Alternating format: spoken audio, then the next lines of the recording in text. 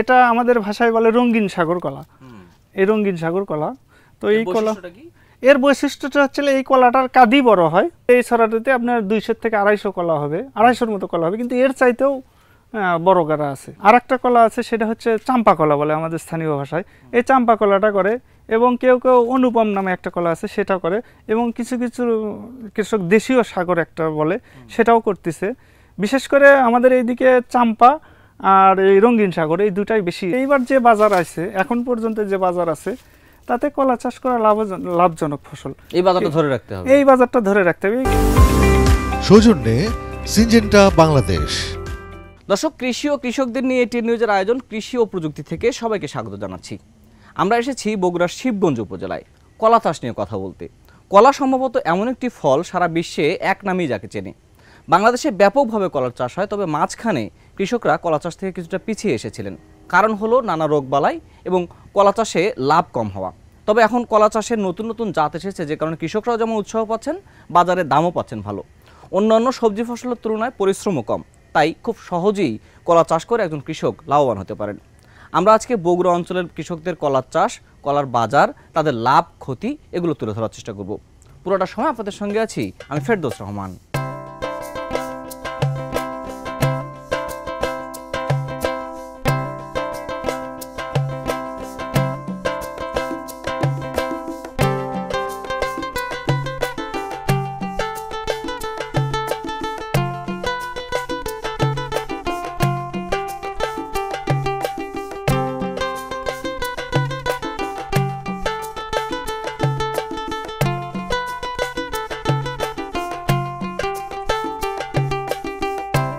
কলা সহজলভ্য ও আকর্ষণীয় এই ফলটির সঙ্গে সবাই পরিচিত। কলাই একমাত্র ফল যা সারা বিশ্বেই ব্যাপক জনপ্রিয়। বাংলাদেশে আমের পরে সবচেয়ে বেশি উৎপাদিত হয় কলা।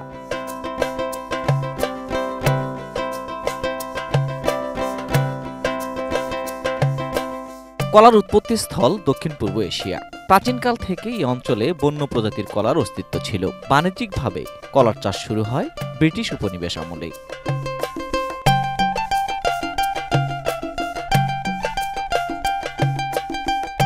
বাংলাদেশের উষ্ণ ও আর্দ্র জলবায়ু কলা চাষের জন্য উপযোগী। ধান কিংবা পাটের তুলনায় কলা চাষ অনেক বেশি লাভজনক ও ঝুঁকিমুক্ত।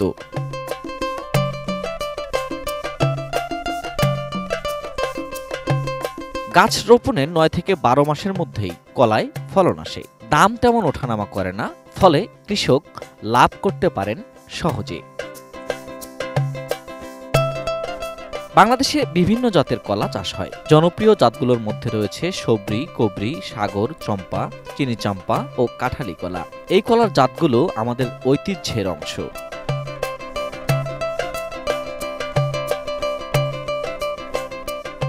সময় বদলেছে, এখন মাঠে এসেছে উচ্চ ফলনশীল নানা জাতের কলা।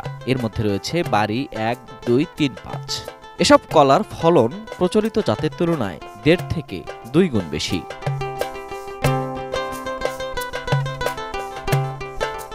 আর টিস্যু কালচার পদ্ধতিতে উৎপাদিত G9 কলা কলা চাষে এনেছে নীরব বিপ্লব। এই কলায় প্রতিটি কাঁদিতে 300-রও বেশি কলা থাকে।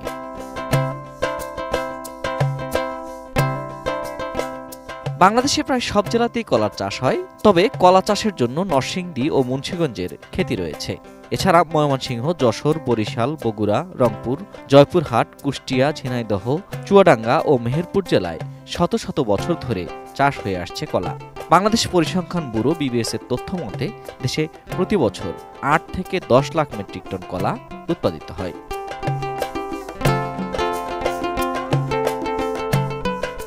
কলার বেচা কেনাও বেশ সহজ। অনেক সময় কলা চাষির কাছ থেকেই সংগ্রহ করেন ব্যাপারীরা, ফলে বাজারে যাওয়ার ঝক্কি নেই। এছাড়া বাংলাদেশে কিছু বড় বড় কলার বাজারও রয়েছে। এসব বাজারে চাষিরা কলা নিয়ে আসেন, সেখান থেকে কলা সংগ্রহ করে ব্যাপারীরা পাঠিয়ে দেন বিভিন্ন জায়গায়। আমরা সপ্তাহে 6টা হাট করি। কি কি হাট সেগুলা? একটা আছে ফাঁসিতলা, একটা আছে গোবিন্দগঞ্জ, আর এটা হলো চন্ডিহারা, বগুড়া চন্ডিহারা। আর কোথায় কলা দিন? কলা যায় আমাদের কারণ বাজার যায়, সেকশনে যায়, মিরপুরে যায়, সিলেট যায়। আমরা আরো হাতে কথা কইতেছি কলার কি রেট চলতেছে।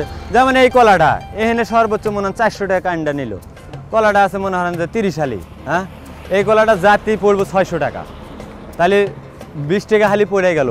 হিট টিট দিয়ে অতিরিক্ত বেচলে মানে 20-22 টাকা হালি পাইকারি সেল হবে। দেখা যায় কত সময় চালান আসে, আবার কত সময় দেখা যায় ব্যাপারী যখন না টানে ঘরে টান, এখন ওই কলা 300 টাকা পোন বেচালো, 15 টাকা হালি বললো।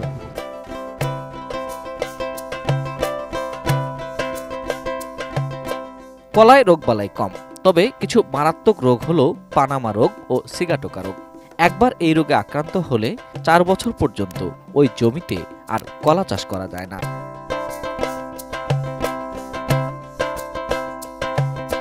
বর্তমানে কলা চাষে পড়ছে জলবায়ু পরিবর্তনের ব্যাপক প্রভাব। তাপমাত্রা বাড়ছে, অপ্রত্যাশিত বৃষ্টি বা খরা বাড়ছে, মাটির উর্বরতাও কমছে। ফলে কলা চাষ হুমকির মুখে পড়ছে দিন দিন।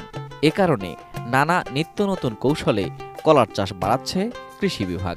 কলাতে মূলত প্রধানত যে রোগবালাইগুলো হয় সেগুলো আমরা প্রথমে কলার যখন চারাটা রোপণ করা হয় তখনই আমাদের পরামর্শ থাকে যে কলার চারাটা শোধন করে সে যেন জমিতে রোপণ করে, এবং কলার জমির মাটি প্রস্তুতের পূর্বেই মাটিতে যে জীবাণুগুলো থাকে সেই জীবাণুগুলো ধ্বংসের জন্য আমরা ডলোচুন, ব্লিচিং পাউডার এগুলো দিয়ে মাটিটা শোধন করে নেওয়ার পরামর্শ দিই। আবার আমরা ট্রাইকোডার্মা, যেটা মাটির যে জীবাণুগুলো ধ্বংস করে, এটাও কিন্তু এখন বেশ জনপ্রিয় হচ্ছে কলা প্লাস অন্যান্য সবজিতে। তো এই জাতীয় রোগ ছাড়াও কলাতে সিগাটোকা রোগটা মোটামুটি দেখা দেয়। সিগাটোকা রোগটা মোটামুটি অনুমোদিত যে ছত্রাকনাশকগুলো আছে সেগুলো স্প্রে করলে সিগাটোকা রোগটা দূর হয়ে যায়। কিন্তু যে ক্ষেত্রে পানামা রোগের সংক্রমণ দেখা যায় সেখানে কিন্তু এখান থেকে রিকভারি করা অনেক কঠিন। এই জন্য আমরা পরামর্শ দিচ্ছি যে ক্ষেত্রে পানামা রোগের সংক্রমণটা আছে সেখান থেকে যেন এই কলার চারাগুলো কৃষকরা সংগ্রহ করে না রোপণ করে।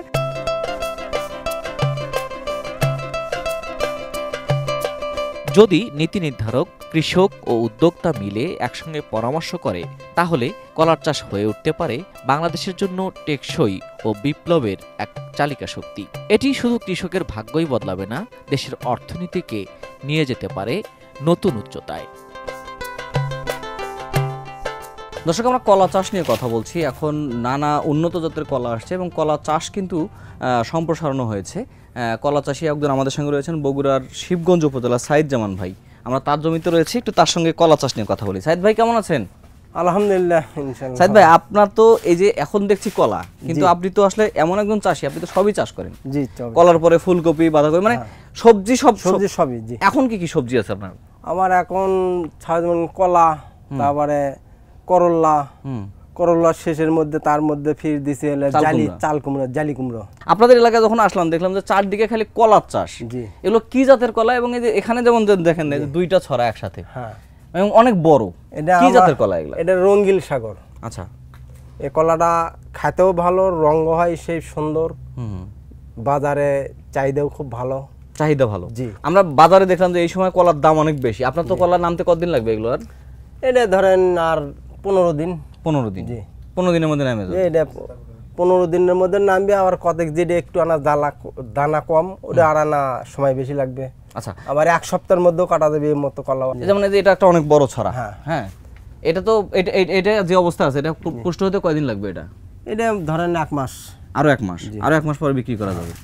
তখন কি এই দাম থাকবে? মানে এখন তো দামটা ভালো না, আছে। এখন তখন যদি বাজার কমেও যায় তাও মনে করেন 500 মনে না, কমতে কমতে মানে সর্বনিম্ন কততে আসে? এটা 500। আবার আর সে ছোট যে ঘাড়াটা ওটা হাতে 400। কি কি পরিচর্যাগুলো করতে হয় কলাতে আপনাকে? এই যে এখন বর্তমান সার দেওয়া লাগবে, তারপরে খোল এলেন দিয়ে লালাগুলো তুলে দিয়ে গাছের গোটরগুলো ঢুকে এই যে পাতাগুলো কেটে দিছে, পাতাগুলো পরিষ্কার করে ওই জোলা তুলে গাছের গোট ঢাকে দেওয়া। আর স্প্রে তো সবসময় করা লাগে নাকি? যে স্প্রে করা। কি কি স্প্রে করতে হয় কলাতে? এটা স্প্রে ভিটামিন করা হয়, পোকার করা হয়, যাতে কলাটার দানা ভালো হয়। আচ্ছা। এই কলাগুলো যখন থোর বাড়ায় তখন যদি আমরা ঠিক মতো ওষুধ না দিতে পারি তখন হয়তো ওই দাউদ সিস্টেম ধরে পোকা খায়া ওই কলার গাডা খান্দির মান্দিরা করে, তখন ওই বাজারে ওই কলাটা লেগে গেলে ওই বিক্রি করতে খুব একটা ভালো পয়সা পাওয়া যায় না। আর আছে ভাইরাস, একবারে গাছই নষ্ট হয়ে যায়। গাছই নষ্ট হয়ে যায়, মানে কলাতে মাঠটা কম, খালি যদি গাছটা ঝড়ে ভেঙে পড়ে। হ্যাঁ, ঝড়ে আর হলে এই যে ভাইরাস আছে একটা, এই দূরের থেকে রক্ষা হলে তাহলে মনে করেন আল্লাহ দিলে আশা করা যায়। তার মানে কলার চাষটা লাভজনক আপনার কাছে, হ্যাঁ, সবজি টবজির চেয়ে যত্নও তো কম নিতে হয়, একটু খাটনিও কম। অনেক ধন্যবাদ। দর্শক, আমরা কথা বলছিলাম সাইদ জামান, তিনি বগুড়ার শিবগঞ্জ উপজেলার একজন কৃষক। তিনি সব চাষই করেন, কিন্তু কলা চাষ করেছেন, অর্থাৎ কলা চাষের কিন্তু একটা বড় অঞ্চলের মধ্যে আমরা রয়েছি, যেখানে এরকম শত শত কলা চাষি আছেন। এখানে পার্শ্ববর্তী বেশ কয়েকটি কলার বাজার আছে এবং বাংলাদেশের সবচেয়ে বড় কলার বাজারটা কিন্তু এখানেই বসে। তো যেহেতু বাজার ভালো, দাম ভালো, তাই কলা চাষে বেশ উৎসাহ দেখাচ্ছেন কৃষকরা, এবং তারা বলছেন অন্য অন্য ফসলের চেয়ে কলা কিন্তু অনেকটাই লাভজনক, সেখানে তারা সেদিকে ঝুঁকছেন। আমরা অনুষ্ঠানের এ পর্যায়ে একটা ছোট্ট বিরতি নিতে চাই, আমাদের সঙ্গেই থাকুন। সৌজন্যে সিনজেন্টা বাংলাদেশ। দর্শক, বিরতির পর আবারও সবাইকে স্বাগত জানাচ্ছি কৃষি ও প্রযুক্তি অনুষ্ঠানে। আমরা রয়েছি বগুড়া অঞ্চলে, কথা বলছি কলা চাষ নিয়ে। আমাদের সঙ্গে এবার যে চাষি যুক্ত হচ্ছেন, তিনি একটু অগ্রগামী কৃষক। তিনিও কলা চাষ করেছেন, কলাসহ নানা চাষ করেন, অর্থাৎ একটা কৃষকের যে যে টেকনোলজি থাকা দরকার সবই তার কাছে আছে। তার কাছে একটু শুনবো যে কলা চাষের সার্বিক অবস্থা কি। সাইফুল ভাই, আপনি হচ্ছে এমন একজন চাষি যে আপনার কাছে মানে একদম সর্বশেষ যে টেকনোলজিটা আসে এবং নতুন যে জাতটা আসে এটা আপনি করেন। আপনার মতো চাষি যখন কলা চাষ করছে, নিশ্চয়ই সেখানে একটা কিছু আছে, কি সেটা? কলা চাষ যেগুলো আমরা যে সচরাচর কলা চাষ করি, এগুলো সাধারণ কৃষক যেভাবে করে আমি তার একটু ভিন্নতাই করি। যেমন সাধারণ কৃষকগুলো কলা চাষ যখন করে, ওরা করে কি, কলার জমি থেকে অন্য জমি থেকে চারা উঠে নিয়ে এসে সরাসরি জমিতে লাগাই দিল। কিন্তু আমার পদ্ধতিটা অন্যরকম। আমি করব কি, বাছাইকৃত চারা তুলব, যে চারাটা একবারে সুস্থ সবল, যে গাছটা আমি সুস্থ সবল দেখবো সেই গাছ থেকে চারাটা নেব, এবং সেই চারাটা নিয়ে সর্বপ্রথমে আমি করব কি, ওর গোড়াটা কার্বনডাজিম দিয়ে প্রতি লিটার পানিতে 2 গ্রাম হারে কার্বনডাজিম দিয়ে গোড়াটা আমি ভালো করে শোধন করে নেব। শোধন করে নেওয়ার পরে আমি জমিতে গর্ত করে নেব, গর্ততে পর্যাপ্ত পরিমাণ জৈব সার দেব। জৈব সার দিয়ে তারপরে আমি গাছটা ওইখানে রোপণ করব। আচ্ছা, রোপণ করার পরে ওই গাছ যখন হয়ে যাবে, তখন ওই যে আমি যে ভার্মি কম্পোস্ট দিয়ে রাখলাম, দিয়ে কলাটা করলাম, তখন দেখবো যে আমি অন্য চাষির চাইতে আমার কলাটা সুস্থ সবল এবং ভালোভাবে বেড়ে উঠবে। তাতে করে কি কলায় কীটনাশক বা অন্যান্য জিনিসগুলো একটু কম লাগে নাকি? হ্যাঁ, অবশ্যই অবশ্যই। আমি যদি অন্যান্য সারের চাইতে যদি জৈব সার দিয়ে কলা চাষ করি, সেইখানে যদি আমি 5 বস্তা জৈব সার দিই, তাহলে আমার 5 কেজি টিএসপি দিলেই যথেষ্ট। এখানে কতখানি কলা করছেন, কি জাতের কলা? প্রায় 1000-এর মতো গাছ আছে। এটা আমাদের ভাষায় বলে রঙিন সাগর কলা। এই রঙিন সাগর কলা, তো এই বৈশিষ্ট্যটা কি? এর বৈশিষ্ট্যটা হচ্ছে এই কলাটার কাদি বড় হয় এবং কলা বেশি হয়, কলার পিসে বেশি হয়। আমরা এক একটা ছড়িতে আপনার 250 থেকে 300, 350-এর মতো কলা হয়ে যায়। যেমন এখানে একটা মোটামুটি বড় ছড়া, নাকি এর ছড়াতে এর থেকেও বড় হয়? এর চাইতে এই ছড়াটাতে আপনার 200 থেকে 250 কলা হবে, 250-এর মতো কলা হবে, কিন্তু এর চাইতেও বড় গাড়া আছে। এই ছড়াটা তো যখন কলাগুলো বড় হবে, আকারও বড় হবে। হ্যাঁ, এই কলাগুলো এটা তো কেবল শুরু, এবং এর চাইতেও আরো বড় হবে এবং আরো কলাগুলো আরো বেশি হবে। এবং এই কলা চাষ করতে গেলে যখন আমরা কলা বলি যে কলার থোর বের হচ্ছে, ফুলতেছে, সেই সময় এসে যদি আমরা জমিতে যদি পর্যাপ্ত পরিমাণ জৈব সার দিই, এই গাড়াটা হচ্ছে হয়তো একটু ছোট, কিন্তু তখন এই ফানাগুলো আরো বড়ভাবে নামবে, তাতে ঘাওটা আরো বড় দেখা যাবে। আচ্ছা, কলাতে ঔষধ লাগে, কি কি ঔষধ মূলত লাগে আপনার? কলা যখন বের হয় তখন একটা বিটল পোকা আছে, এই পোকা নেমে এই যে কলাগুলো এইরকম দাগ করে খায়। হ্যাঁ, এইরকম দাগ করে। এই দাগগুলো করার ক্ষেত্রে আমরা কীটনাশক, তখন দাম পাওয়া যায় না। হ্যাঁ, এটা যদি বেশি হয় তাহলে এই কলাটার দাম হবে না তেমন, বাজারের অর্ধেক দামের চাইতে কম দামে বিক্রি করা লাগে। তো এইটার জন্য আমরা কিছু কীটনাশক ব্যবহার করি। এটা কীটনাশক ব্যবহার করলে পরে এই দাগটা আর হবে না, পোকাটা আর হবে না। এই যে দাগটা হয়েছে, দাগটা কি আর যাবে নাকি এটা থেকে যাবে? না, এটা আর যাবে না। আচ্ছা, এটা আর যাবে না, এটা এই রকমই থেকে যাবে। এটাতে তুলনামূলক দাগ কম মনে হয়। হ্যাঁ, এই যে এই গাড়াটাতে এইটাতে নাই, এইটাতে ঔষধ ঠিকমতো পড়ছে, এইটাতে নাই। আচ্ছা, ঔষধ ঠিকমতো পড়ছে বা পড়ে না, এটার কারণটা কি? এইটা প্রতিনিয়ত যে কৃষকেরা ঔষধ দেয়, এটা দেয়া লাগে আপনার 2 থেকে 3 দিন পরে। এই কলা যখন ছড়ি নামে তখন 2 থেকে 3 দিন পর ব্যবহার করা লাগে এই ঔষধটা। কলাটা যখন হয়ে যাওয়া বলতে যখন আমরা থোর কেটে দেওয়া বলি, কেটে দেওয়া কলাটা গাছ যখন একটু পোক্ত হয়ে যায় তখন আর ঔষধ দেওয়া লাগে না। এই ওষুধটা শুধু ব্যবহার করা লাগে ওই যে যখন কলা বের হয় সেই সময়। আর একটা রোগ হয় আমাদের এইদিকে, এটা আমাদের ভাষায় বলে হচ্ছে গাছ নষ্ট হয়ে যায়, কতগুলো গাছ একবারেই নষ্ট হয়ে যায়। যেমন আমারই এই প্রায় 100 মতো এক জমিতে গাছ নষ্ট হয়ে গেছে। আচ্ছা, যেহেতু আপনি একজন অগ্রগামী কৃষক, কলাতে নতুন নতুন টেকনোলজি এবং সারা বিশ্বে বিভিন্ন টেকনোলজি এবং কলাতে ফ্রুট বেকিং করে দিচ্ছে, টেকনোলজিগুলো আপনাকে আসছে কিনা অথবা আপনি খোঁজ খবর করতেছেন কিনা? হ্যাঁ, এই ধরনের টেকনোলজি বলতে আমাদের উপসহকারী কৃষি অফিসার উনি বলেছে যে আমাদের উপজেলা কৃষি অফিসারও বলেছে যে কলাতে আপনারা যদি ব্যাগিং পদ্ধতিতে করেন তাহলে এই রোগটা হবে না, কিন্তু আমি এখনো ওই ব্যাগিং পদ্ধতিতে যাই নাই। না যাওয়ার কারণ কি? মানে বাজারের দাম একই থাকে, এটাই কি কারণ? না, ওটা তো অবশ্যই বাজারে বিক্রি বেশি দামে হয়, কলাটা ভালো থাকে। আমি দেখছি অন্যের জমিতে দেখছি, আমি এক জায়গায় গিয়েছিলাম, সেখানে দেখছি ভালো হয়, ওর ভিতরে কলাটা ভালো থাকে এবং ওখানে পোকামাকড় কম লাগে। তাহলে তো খরচও নিশ্চয়ই কম। হ্যাঁ, খরচ বলতে ওটা একটু খরচ মনে হয় একটু বেশি হবে, ওটাতে আমি দেখলাম, কিন্তু ওইটা আমি এখনো ব্যবহার করি নাই। আমি ভবিষ্যতে করব, আমি ওটা ভবিষ্যতে করব। হ্যাঁ, ভবিষ্যতে করব। মানে কলাকে অর্গানিক করা যাবে পুরোপুরি এরকম? হ্যাঁ, কলাকেও অর্গানিক করা সম্ভব। আমরা যদি জৈব সার, পর্যাপ্ত পরিমাণ জৈব সার দেই, আর এই কলা যখন গেড়াটা বের হয়, ঘাউটা বের হয়, তখনই যদি আমরা ব্যাগিং পদ্ধতিতে করি তাহলে অবশ্যই আমাদের কলাটা নিরাপদ উপায়ে করা চাষ করা এখন সম্ভব। আপনাদের এলাকায় দেখলাম বাজারে কলার প্রচুর দাম, কেমন দাম পাচ্ছেন এখন এবং কেমন কি অবস্থা, কিভাবে আপনার এটা মার্কেটিংটা চলে, কারা নেয়? এই কলাটা আমরা সর্বপ্রথমে যখন আমরা এটা আমরা জমিতে জমি হিসেবে বিক্রি করে দিই এবং শতকরা হিসেবেও বিক্রি করে দিই। এবং আমাদের এইখানে অনেক ফড়িয়া পাঠি বলে তারা আছে, তারা বাগানের জমিতে আসবে, আসে তার হয়তো 50-100 যে কটা পছন্দ হবে তারা চিন করে দেবে এই কটা আমার পছন্দ, সেই কটা ওরা কেটে নিয়ে যাবে। আরো একটা পদ্ধতিতে আমরা কলা বিক্রি করে থাকি, এইখান থেকে আমাদের পাশেই বড় ফাঁসিতলা এবং চন্দিহারা বড় একটা বাজার আছে, কলার বাজার। আমরা এই কাদিগুলো কেটে যখন পোক্ত হয়ে যায় তখন এই বাজারেও নিয়ে যাই, আমরা বিক্রি করি। আপনারা তো এক জাতের করছেন, আরো অন্য অন্য জাতকে যুক্ত করা, নতুন জাতকে যুক্ত করা, সেগুলো চেষ্টাগুলো করছেন? আমাদের এইদিকে এই কলাটা করে, আর একটা কলা আছে সেটা হচ্ছে চাম্পা কলা বলে আমাদের স্থানীয় ভাষায়, এই চাম্পা কলাটা করে, এবং কেউ কেউ অনুপম নামে একটা কলা আছে সেটা করে, এবং কিছু কিছু কৃষক দেশীয় সাগর একটা বলে সেটাও করতেছে। বিশেষ করে আমাদের এইদিকে চাম্পা আর এই রঙিন সাগর, এই দুটাই বেশি। কলা চাষ নাকি সবজির মতো এতটা রিস্কি না, মানে সেটা মানে সহজ এবং খুব ভালো লাভ করা যায়? না, সবজি চাষের চাইতে একটু কলা চাষে একটু রিস্ক কম, কিন্তু রিস্ক আছে, এরও রিস্ক আছে।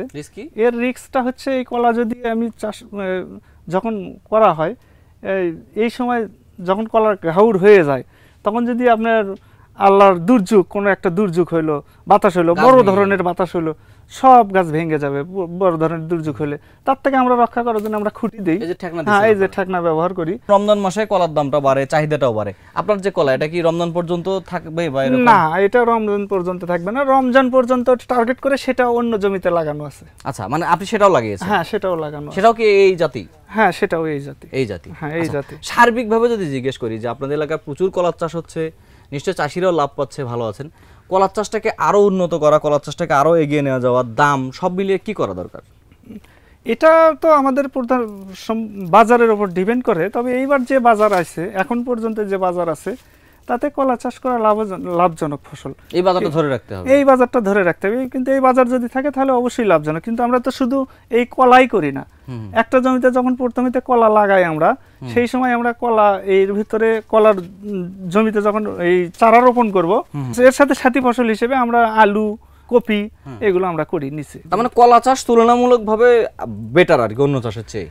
হ্যাঁ, কলা চাষ এটা তো সময় লেগে যায় আপনার 10 থেকে 11 মাস, তারপরেও আমরা আশা করি যে আমরা কৃষক, আমরা আশা করছি যে এটা বেটার। কেউ যদি ভালো চাষ করতে চায় তাহলে আপনার সঙ্গে যোগাযোগ করতে পারে? হ্যাঁ, অবশ্যই, এটা অবশ্যই যোগাযোগ করলে আমি আমার যতটুকু জ্ঞান আছে আমি তাকে দেওয়ার চেষ্টা করি বা দেই। ঠিক আছে সাইফুল ভাই, অনেক ভালো থাকবেন এবং আমি আশা করবো যে এই যে আপনার মতো অগ্রগামী কৃষক, এটা সংখ্যাটা বাংলাদেশে বাড়বে যাতে কৃষিটা আগায় যায়। ঠিক আছে ভাই, আপনাকেও ধন্যবাদ এবং সেই সঙ্গে এটিএন নিউজকেও ধন্যবাদ আমার প্রজেক্টে আসার জন্য। দর্শক, আমরা কথা বললাম সাইফুল ইসলাম ভাই, যিনি একজন অগ্রগামী কৃষক, অর্থাৎ নিত্য নতুন জিনিসের সাথে তিনি চলেন। তিনি কলা চাষ করেছেন, তিনি বলছেন যে কলা চাষ করতে লাভবান হবেন যদি আপনি এটা দুইটা জিনিস মাথায় রাখেন। তার মধ্যে একটি হলো আপনি ভালো চারা লাগাবেন, 2 নম্বর হলো ভালো মাটিতে চারা লাগাবেন, তাহলে কলার যে পরবর্তী ধাপের খরচগুলো সেগুলো কমে আসবে। সাইফুল ভাই সহ যারা কলা চাষ করতে চান এবং যারা কলা চাষ করছেন তাদের সবার প্রতি শুভকামনা জানিয়ে আজকের এটিএন নিউজের কৃষি ও প্রযুক্তি অনুষ্ঠান এখানেই শেষ করছি। সবাই ভালো থাকুন, সুস্থ থাকুন, আর সবসময় এটিএন নিউজের সঙ্গেই থাকুন। দেখা হবে আগামী পর্বে অন্য কোনো চাষবাসের গল্প নিয়ে, অন্য কোনো জায়গা থেকে।